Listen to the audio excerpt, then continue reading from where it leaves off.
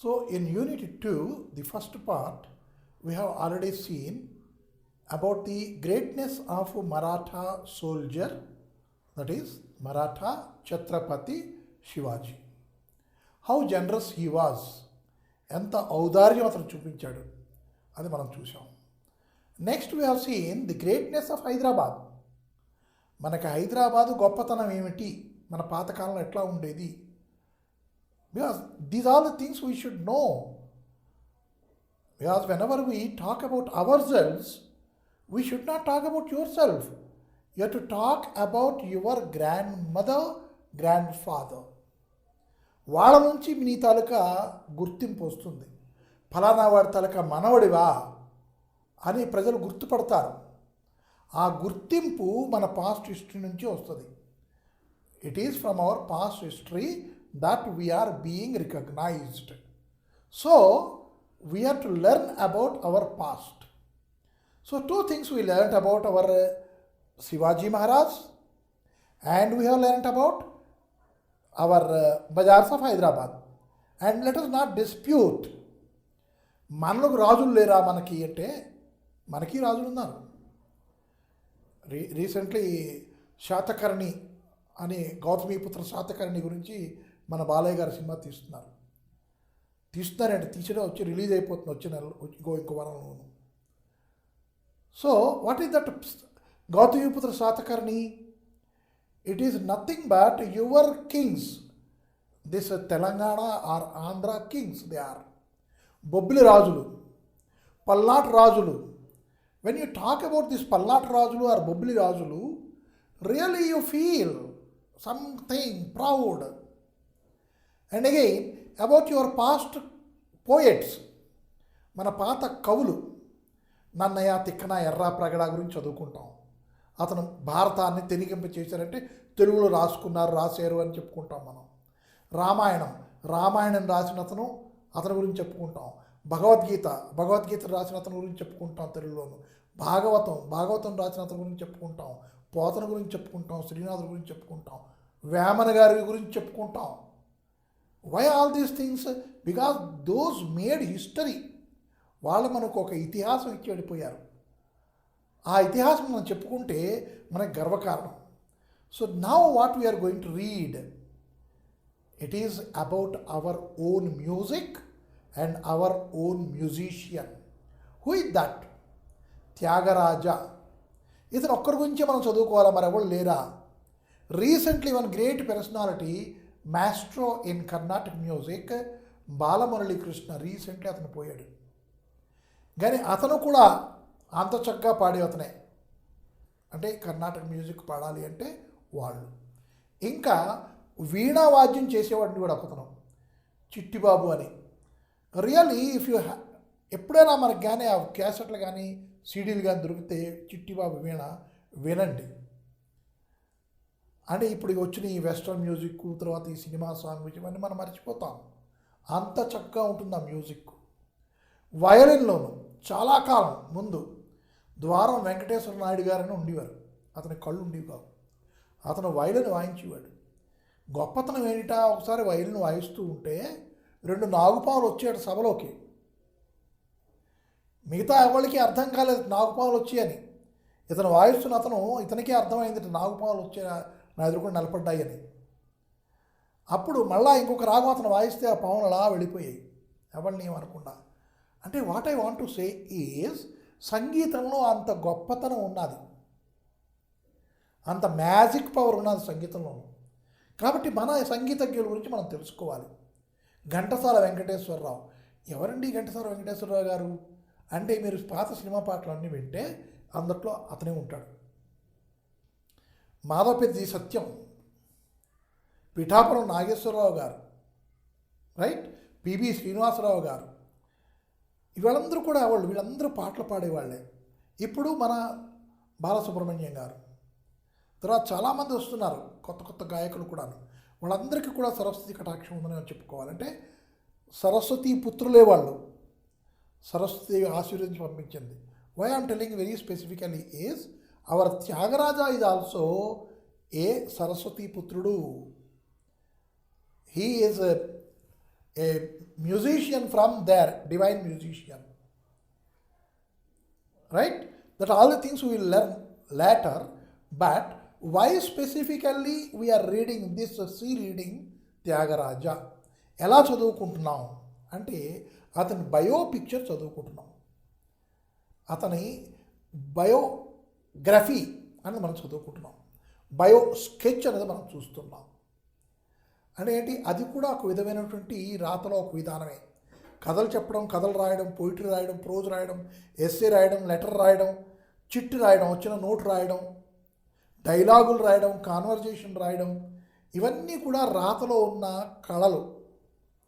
ఒక్కొక్క పద్ధతి, ఒక్కొక్క విధానం. ఇప్పుడు మనం చూస్తున్నది బయో స్కెచ్ ఎట్లా రాస్తారు అని ఆ విధానాన్ని మనం చూస్తున్నాం. ఎలా రాస్తారో బయో స్కెచ్ చూస్తే ఇక్కడ నేను త్యాగరాజు గురించి చెప్పాను. Tyagaraja the immortal musician. What are the meaning of immortal? Mortal, ఈ ఇమ్ పక్కన పెట్టండి, కొంచెం పెడితే మనకు కనపడుతుంది ఏంటి, మార్టల్ కనపడుతుంది, MORTAL. What are the meaning of MORTAL?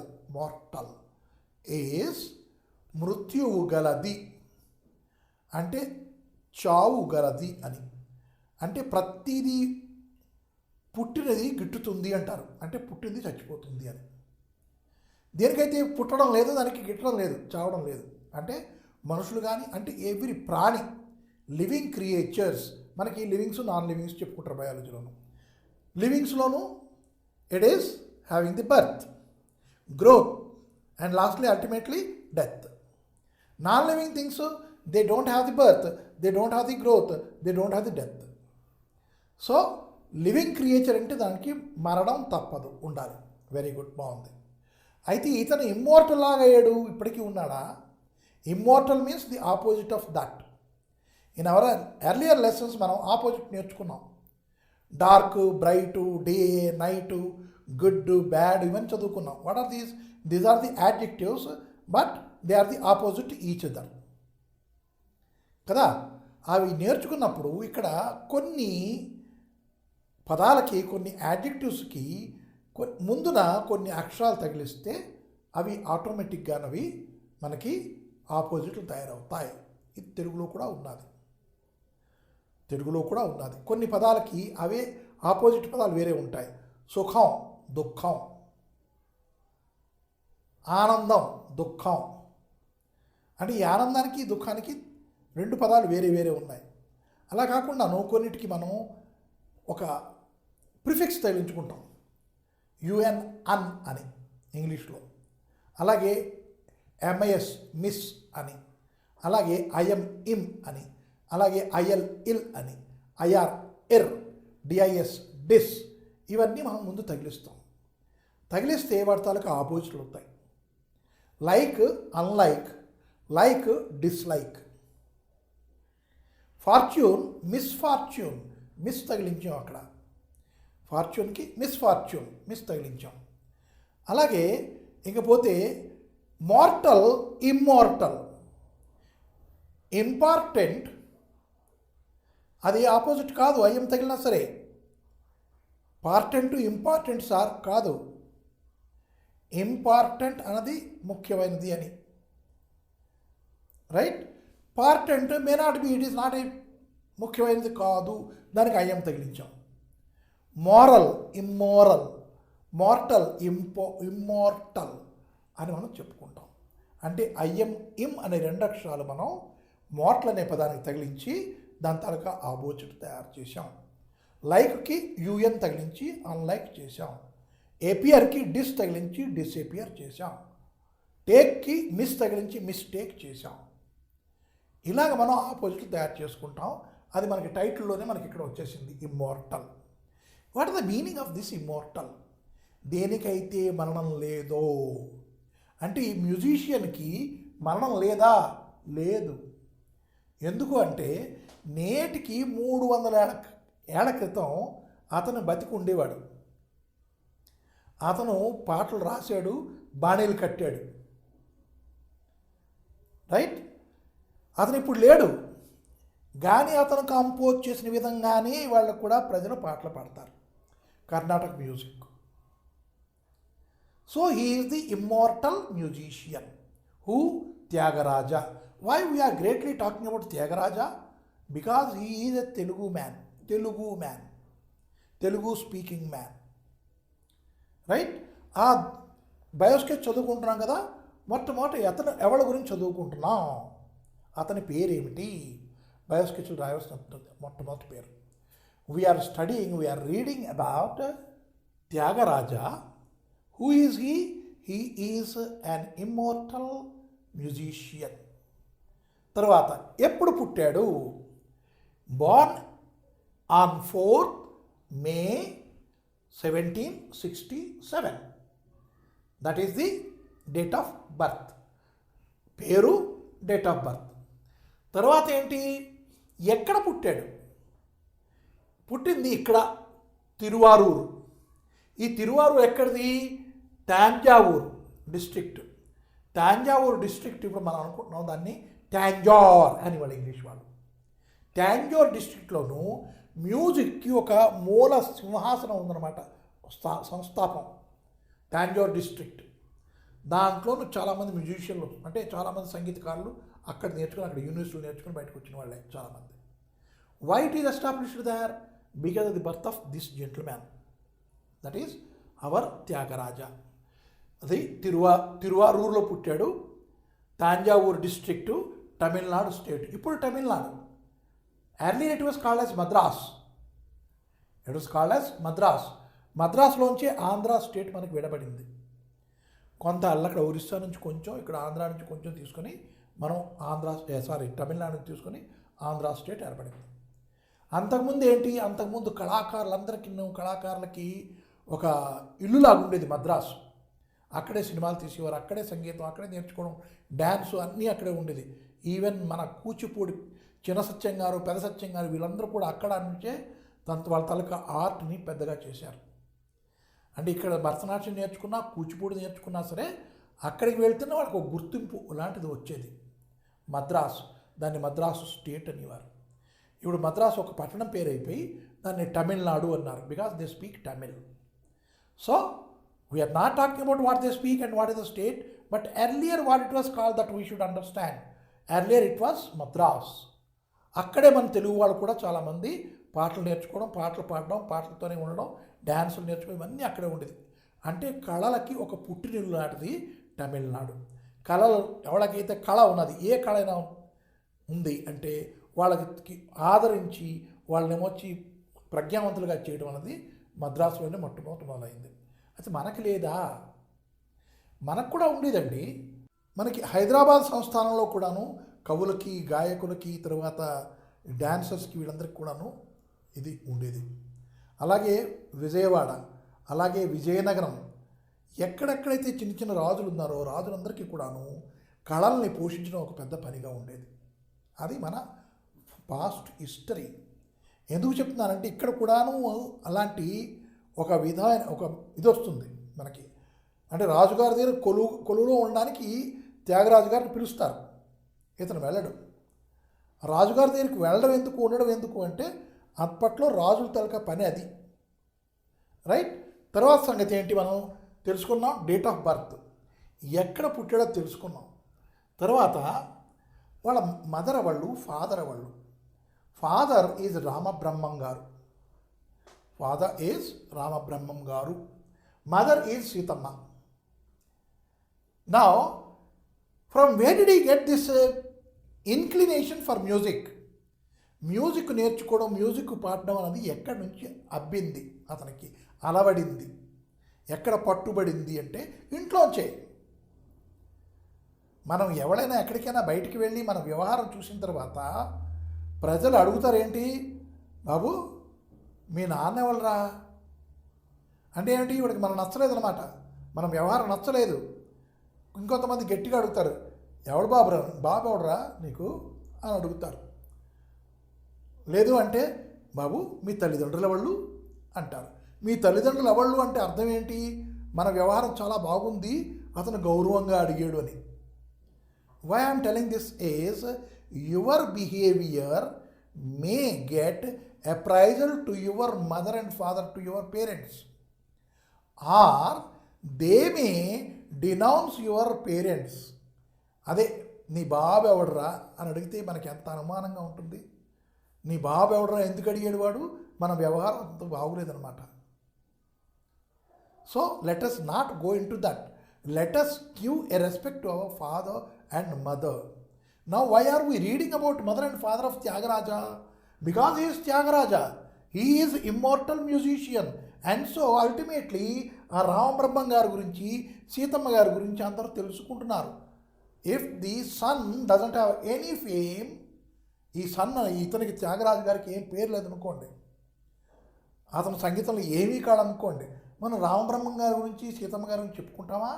చెప్పుకోం.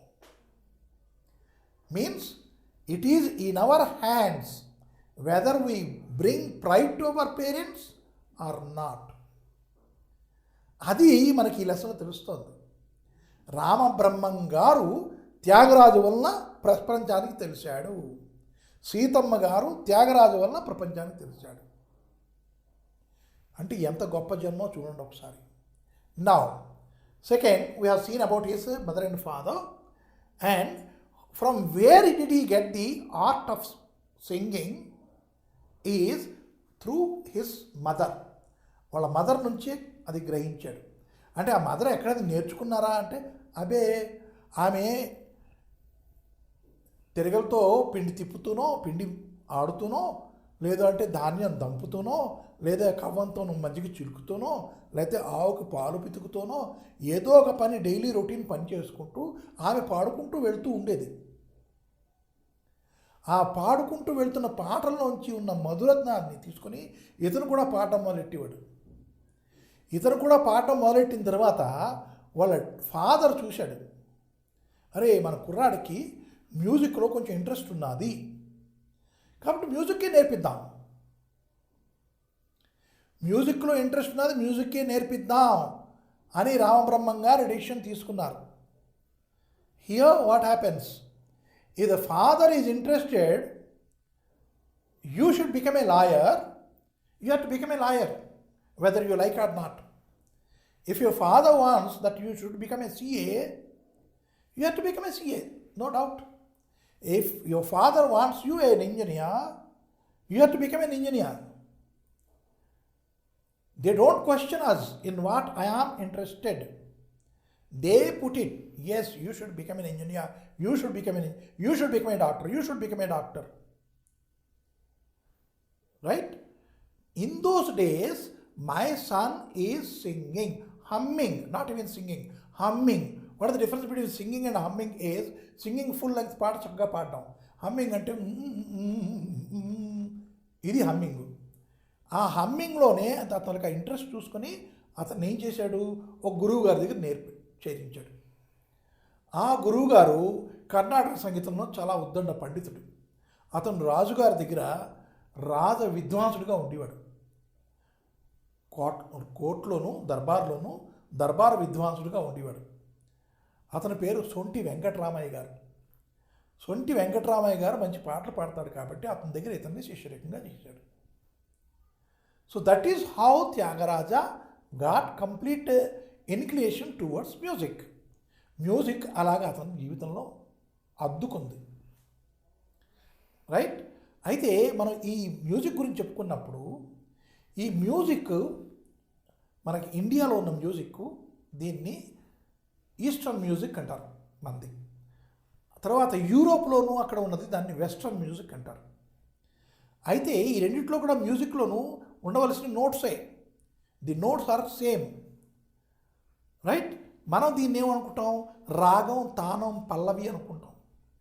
అంటే ఒక పాటకి ఒక పల్లవి ఉండాలి, ఆ పల్లవికి ఒక రాగం ఉండాలి, ఆ రాగం పాడుతున్నట్టు ఒక తాళం వేయాలి. రైట్? ఆ తాళం వేయకపోతే ఆ పాట ఆ విధంగా రాదు. ఆ తాళం వేయకపోతే ఈ మృదంగం వాయించే ఆయన ఆ విధంగా వాయించలేడు. ఆ తాళం వేయకపోతే సన్నాయి పాడతారు చూడండి పెళ్ళిలోనూ, అతను కూడా ఏం చేయలేడు, వాయించలేడు. సో ఆ తాళం ఈజ్ ఏ మస్ట్. రాగం తాళం పల్లవి ఈ మూడు మ్యూజిక్కి కావాలి. అలాగే వెస్ట్రన్ వాళ్ళకు ఉన్నది, వాటిని వేరే పేరుతో పిలుచుకుంటారు. అలాగే మనకి ఉన్నది, మనం రాగం తాళం పల్లవి అంటాం. అలాగే ఈ మన ఈస్టర్న్ మ్యూజిక్లో కూడా there are again two disciplines. One is Karnataka music, the other is Hindustani music. మన కర్ణాటక మ్యూజిక్ ఆంధ్ర, తెలంగాణ, కర్ణాటక, తమిళనాడు, కేరళ ఈ 5 రాజ్యాల్లో కూడా, ఈ 5 స్టేట్లో కూడాను ఈ కర్ణాటక మ్యూజిక్ ఇలాగే ఉంది. దానికి ఏం మార్పులు చేర్పులు లేవు. అందరూ కూడాను ఈ త్యాగరాజ్ పాటలే పాడుకుంటారు. Whether you are a Tamilian or a Karnataka or your what we can say Malayali or Andhra or Telangana, whosoever you are singing the songs composed by Tyagaraja. But in other languages they have their Hindustani music అంటారు దాన్ని.